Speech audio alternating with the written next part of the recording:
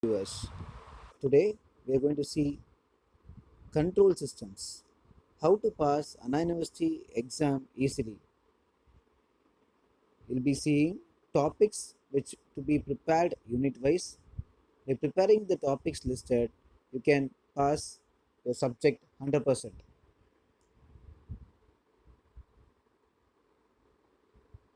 Unit number 1, system and representation.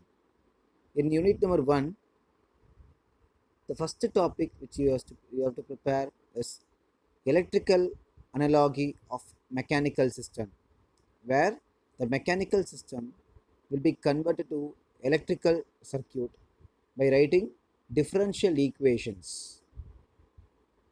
The second topic is block diagram reduction technique, where this method is used to find the transfer function. The third topic is signal flow graph.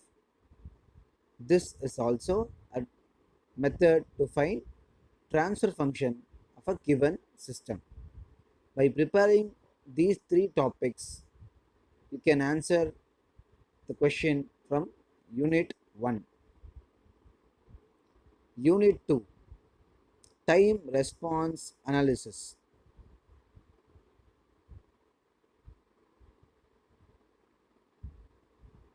Response of second order system. In the second order system, there are four derivations: undamped, underdamped, critically damped, overdamped condition. One question may be asked from these second order response system. The second topic is time response analysis problems, where we have to find the peak time TP, settling time TS, rise time TR, and maximum peak overshoot percentage MP, where we have simple formulas which can be directly applied to the problem to solve or find the time response. The third topic is root locus problem, sketching of root locus. So these three topics will be helpful to answer one question from time response analysis. Unit number 3, frequency response analysis. In this unit, we just need to cover two topics. The first topic is Bode plot or Bode plot. It is the question will be asked like to find gain margin, phase margin, or we have to find the constant k given in the question depending upon the gain margin and phase margin values. The second topic is polar plot.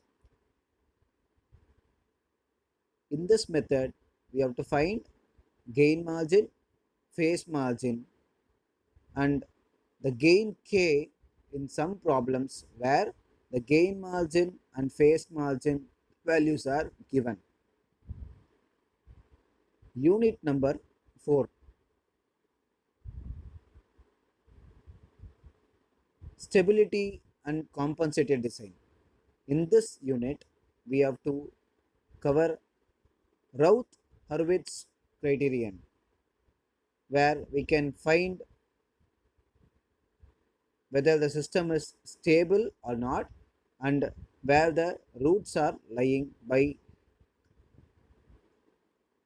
the given characteristic equation.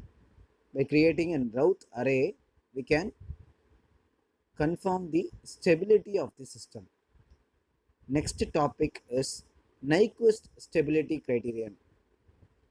By Nyquist Quantar method, we can analyze the stability of the system. By covering these two topics alone, we can answer a question in unit number 4. Unit number 5, state variable analysis. Most commonly asked question in all the question papers is check the condition for controllability and observability. So there are two conditions. The conditions need to be verified. If it is satisfying, then we can say the system is controllable and observable. By preparing only these two topics, we can answer a question in unit number 5. Hope this video was useful to you. Thank you.